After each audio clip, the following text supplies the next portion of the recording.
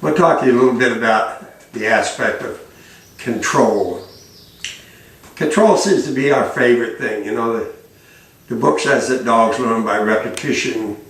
We go out there in the front yard, it's 98 degrees, and we're demanding that they retrieve a bumper over and over and over and over.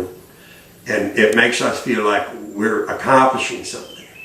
And the truth is, we are accomplishing something when we do that. We're probably really taking the joy out of it, and more dogs are ruined that way than any other way I could think of. You know, if you get one good retrieve, stop. You're not going to improve on perfection. So if it's a real good one, then, you know, stop that exercise with that memory, because, you know, that's the sight picture that you want them to go away with. And it can only go downhill from there. What's the advantage of trying again and having it go wrong? And as human beings, we always have to be in control.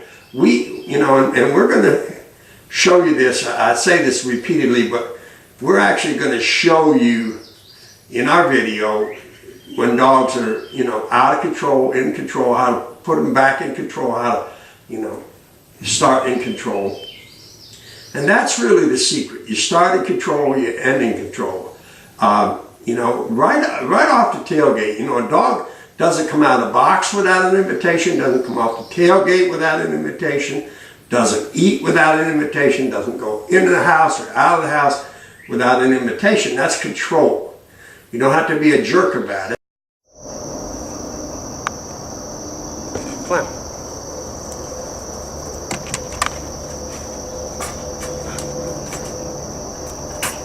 Dylan.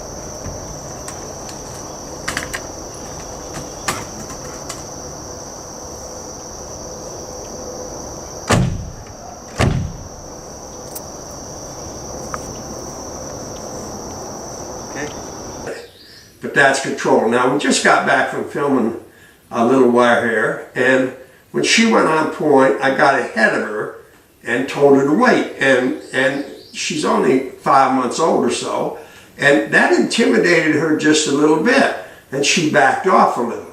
Well, most people would grab her then and put her back on point.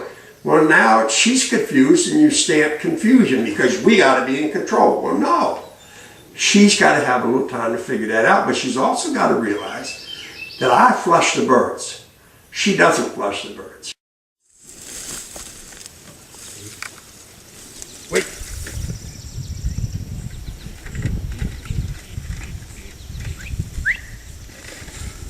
Wait.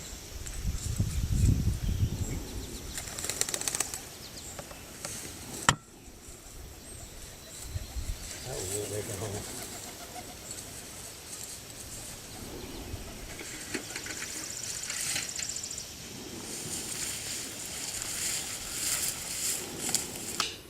Now, eventually, we may teach her to flush birds and lock back up on point.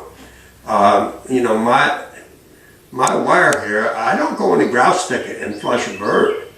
You know, when I get in the shooting position, I let her pop the bird because, you know, getting in behind her in the thick brush and trying to, you know, flush a bird. Of course, grouse flush easy, but what if it's a woodcock and it's right in the middle of the greenbriers? Why should I wade in there and flush that bird? I'm going to send her in. But that comes from control, but it's not the kind of control that we think of. It's not the kind of control that the book talks about.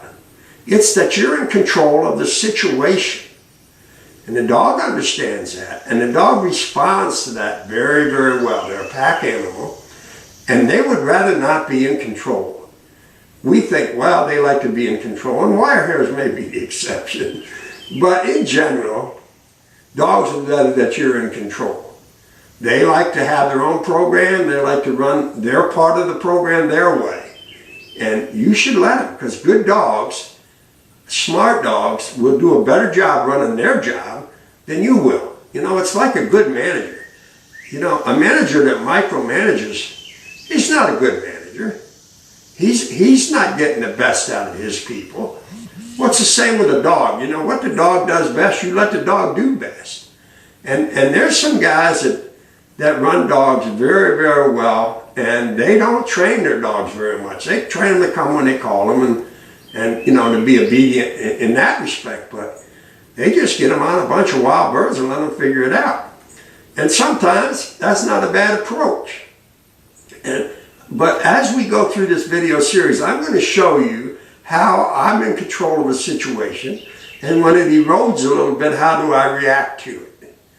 Because that's usually where we get in trouble.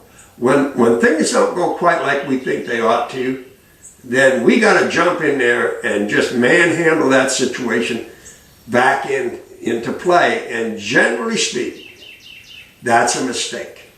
It's not always a mistake, but generally speaking, that's a mistake. And when I had done this about 5 years and I knew all there was to know about it, like everybody else had done it for about 5 years, I used to be pretty hardcore, not physically abusive, but I could really get tough on the dog sometimes.